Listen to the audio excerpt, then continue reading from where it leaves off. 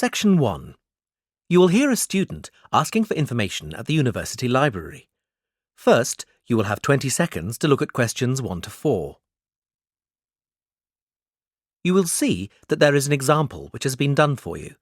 On this occasion only, the conversation related to this will be played first. Hi, how can I help you? I'd like to register to use the library, please. OK, that's fine. Now, can I have some details from you? What's your name and student ID number? Simon Anderson. That's Anderson. The student says that his name is Simon Anderson, so the answer on the form is Anderson. Now we shall begin. You should answer the questions as you listen because you will not hear the recording a second time. Listen carefully and answer questions 1 to 4. Hi, how can I help you? I'd like to register to use the library, please. OK, that's fine. Now, can I have some details from you? What's your name and student ID number? Simon Anderson. That's Anderson. And ID number? Hold on. Let me look. It's AND 105763. AND 105769. No, it's AND 105763. Thank you. And what course are you studying, Simon? Geography. Is that in the Faculty of Environmental Science or Earth Science? It's in the Earth Science faculty. Right. Now, are you living in university halls of residence? No, I'm in private accommodation. Do you need my address? Yes, please. It's flat 3, 24 Lavender Gardens, London, SW12 3AG. Can you spell the street name for me? Yes, it's LAVENDER Gardens. And do you have a contact telephone number? Is my mobile number okay? Yes, that's fine. Just let me find my phone. Right, the number is 079 885 66341. Let me just check that. 079 885 66341. So, Simon, did you have a tour of the library facilities during your induction? Unfortunately, I missed it. Could you give me a quick tour now? Before you hear the rest of the conversation, you have 20 seconds to look at questions 5 to 10. Now listen and answer questions 5 to 10. I can't give you a tour now, I'm afraid. I have to stay here at the help desk, but I can show you places on this map of the library. That would be helpful, thanks. OK, so we're here at the help desk, next to the service desk, where you go to borrow and return books. The maximum number of books you can borrow at any one time is 10. Yes, I see. Opposite the service desk is the training room, which is used by library staff to give demonstrations of the computer systems to staff and students. But the entrance is round the other side. Is the training room beside the quiet room? Yes, that's right, with the entrance round the front too. It's important to remember that all mobile phones must be switched off in this room. Of course. And what about books? Where can I find the books for my course? Good question. You're studying geography, so if you walk past the service desk, turn left and continue on past the philosophy section, you'll find the geography section. The copying facilities are on the left. Now, one more important thing is the group study room and the booking system. If you're working on a project with other students and you want to discuss things with each other, you can go to the room in the corner at the opposite end of the library from the copiers. That's the group study room. It's between the sociology section and the TV room. The group study room must be booked 48 hours in advance. Right, thanks.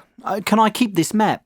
Actually, this is the last one I have, but I can make a copy for you. That would be great, thanks. Oh, I should also explain how you book the group study room. Oh, yes. So how do I do that?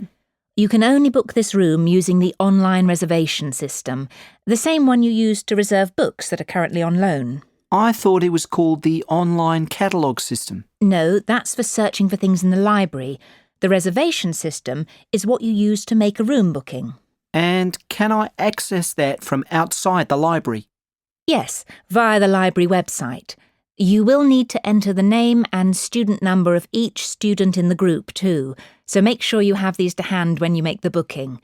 But all this is explained on the homepage of the website. Once you've made your reservation request, you'll receive a confirmation email from the library to say whether your booking has been successful or not. If not, you can try to arrange another time. Well, that sounds fairly easy. Yes, you'll be fine. It's all quite straightforward, really. Thanks. Section 2. You will hear a talk about the yellow plaque scheme in Sydney. First, you will have 20 seconds to look at questions 1 to 6. Now listen carefully and answer questions 1 to 6. Thank you for coming along to the Cultural Sydney talk. I'm going to start by telling you about the yellow plaque scheme, which has been running in Sydney for over 40 years and has been incredibly successful. When you're walking around the city, you'll see some buildings with a small round yellow plaque on them. If you take a closer look, you'll see the name and details of a famous person who lived in that very place. We have at present 130 plaques up in the city. The scheme has been great for tourism, but it was really started to raise awareness of the rich history of Sydney, both locally and nationally. And we think we've managed to do this. We also wanted to make people aware of the impressive list of important people who have lived in this city, and we've certainly achieved that. But that's not all. Although not part of our original aims, the scheme has also helped preserve some of the older and more important buildings in Sydney, because people now know that these buildings are a link to our past. Some of the buildings are actually over 180 years old, which for Australia is ancient. We actually think that this is where the scheme has achieved the most success, in raising the profile of our rich history. Of course, it has helped tourism, but not only that. Locals also walk around looking at the plaques. It has been really wonderful in highlighting our past. Some people are quite surprised to see who has lived here. Take Errol Flynn, for example. He was married in Sydney. We are planning on putting more plaques up, and a common question is how can people nominate a figure to be put on a plaque? It's quite a simple process. Applications can be downloaded from our website. If you want to nominate someone for a plaque, you just need the person's name, where they lived, and you need 3 signatures to approve your application. Our panel then checks that all the data you've submitted is correct, and hopefully, within a year, a new plaque will be erected. But you can't nominate just anyone. A plaque can only be given to a person who is famous and has achieved something out of the ordinary, like an important politician or world record-breaking sportsman, for example. We aim to have 50 new plaques up within the next 3 years, and we have plenty of funding to do so. Our funding comes from 3 sources: the local council, community donations, and the Tourist Board. Whereas in the past, the Tourist Board put in the majority of funding, now public donations count for 65% of all total funds. In fact, our funding is so healthy now, there are plans to expand the scheme. Before you hear the rest of the talk, you will have 20 seconds to look at questions 7 to 10. Now listen and answer questions 7 to 10. At the moment, we only have yellow plaques for all the famous people, but we are aiming to produce different coloured plaques so that people can do specific walks. For example, if they are interested in famous sports personalities, they can do a tour following the red plaques, the colour we are aiming to use for these people. We are looking at introducing grey, white and green plaques as well. We are thinking of using grey plaques to signify people who have done important work within the government, and white plaques for those who have done good works in the community.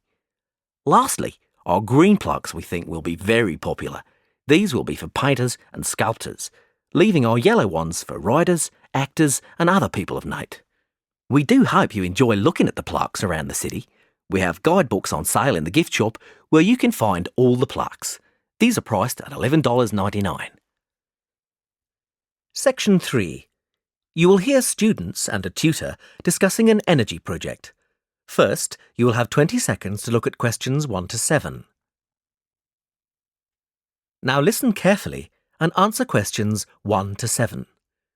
Good morning, Phil. Jackie.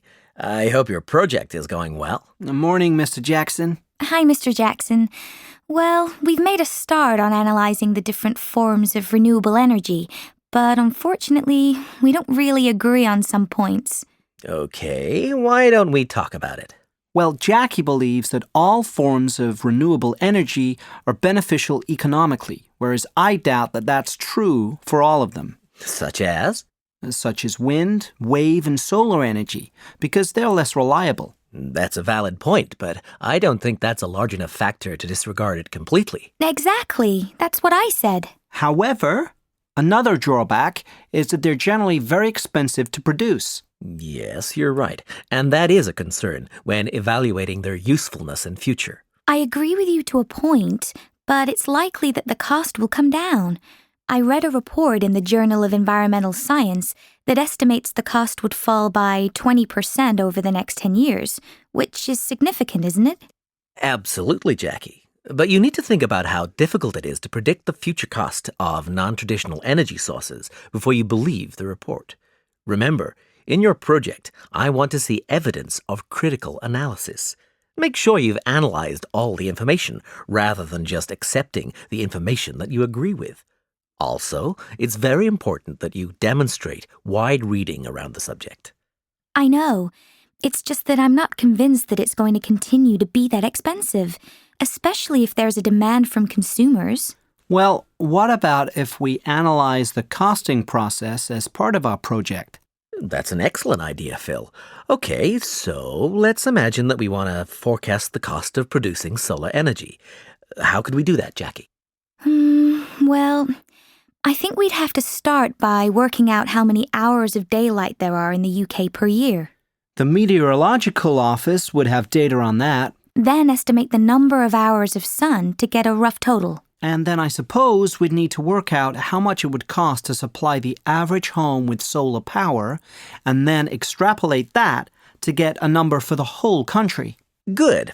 And don't forget the price of power conversion stations. This will have a significant impact on overall expenditure. And there's one more factor you haven't taken into account yet regarding the consumers. Whether they would change from traditional to renewable energy? No, but think about what might make them change. Oh, yes. How much they would be willing to pay. Exactly. Well done. Before you hear the rest of the conversation, you will have 20 seconds to look at questions 8 to 10. Now listen and answer questions 8 to 10. So, our project is going to cover 3 main areas. Firstly, comparing the main forms of alternative energy, solar, wind, wave, and biofuels in terms of production costs. Secondly, we'll take solar energy as an example and do a cost prediction. And lastly, we'll analyze whether they're likely to replace traditional fossil fuels in the future. That sounds like a comprehensive project with a good focus. Now, what data are you going to use and what approach will you use for the analysis? Now that's something we do agree on. We want to use the reports you gave us in our last lecture and some statistics from the Government, Environment and Energy Department. In terms of analysis, we're going to use a cross-referencing method where we compare each of the government reports with the Robertson report and highlight any differences. Then we'll analyze these to see why the differences exist and where more research needs to be done. Section 4. You will hear a lecture on immigration patterns. First, you will have 20 seconds to look at questions 1 to 10. Now listen carefully and answer questions 1 to 10. This morning, I'd like to focus on New York as a model for understanding immigration patterns in relation to national rather than international change. Firstly, it is important to understand that migration patterns are primarily affected by the rules of immigration, which determine the conditions of entry. After that, internal changes can affect patterns considerably. To highlight my first point, let's study this diagram of Ellis Island and the process of admitting immigrants in the late 19th and early 20th centuries.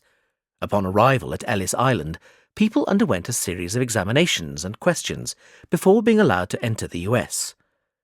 First of all, there was a medical inspection to ensure the immigrants were not bringing in any contagious diseases.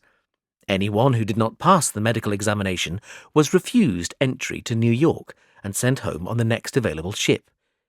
If the examination was passed, immigrants were required to take a further examination, this time a legal examination to establish whether they had any criminal convictions. After this, immigrants were able to change currency and purchase tickets for onward rail travel from New York. Having completed this simple process, immigrants were told to wait. This wait could be as long as 5 hours before boarding a ferry to take them to New York City. This simple system allowed millions of immigrants to enter the US and is largely responsible for the ethnic makeup of the city today. Even though the immigrants themselves may have had a variety of reasons for deciding to migrate, it was only possible because of US national immigration laws. Moving on to the second point, how changes within a country can have as much or more of an effect than those outside the country, various parts of New York have changed radically in their ethnic makeup over the last 200 years. Communities became wealthier, governments introduced new laws, and employment opportunities came and went. These factors affect where people choose to live or force them to move to somewhere different. For example, most people think that the population has changed in Manhattan due to the rise of its importance as a financial trade center, which is true to some extent. But, like the Ellis Island example, a change in politics, namely a change of mayor, allowed the city to boom as a financial center, and this resulted in different types of people moving to the area. Brooklyn is an interesting example too, and we'll be looking at it as our case study later in the lecture. Whereas it used to be a predominantly working-class area of the city and therefore attracted unskilled migrant workers, nowadays its fame as a centre for up-and-coming artists and musicians means it has attracted a new and much more diverse population of middle-class residents.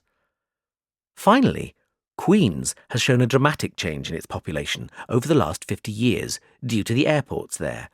This means that the number of airline staff living in the area has dramatically increased and changed the nature of the local population. Finally, I'd like to use Brooklyn as a case study of local change. Brooklyn's population has changed significantly over the years, and this can most easily be seen in its economic activity. Tracing the Brooklyn industries back from the current financial services companies to manufacturing in the 1950s to shipbuilding in the 1900s, we can map this onto average wages and therefore the type and class of resident. And this has affected the population density too, which has been steadily increasing over the past 100 years from 1.5 million in 1900 through to 2 million in the middle of the 20th century to the 2.3 million inhabitants today. In fact, Brooklyn is suffering from considerable overpopulation now. But this large population increase was due not to employment, but the building of the subway, which linked Brooklyn to other areas of New York. Prior to this, at the beginning of the 20th century, the only way of transportation was the Brooklyn Bridge. Another factor which traditionally increases the desire for the middle classes to live in a particular place is the extent and type of local heritage, especially for those people with young children. In Brooklyn, this is evident in the increase in population after the construction of Coney Island. The modern-day equivalent of this is the restoration of Prospect Park, which has brought more middle-income families into the area.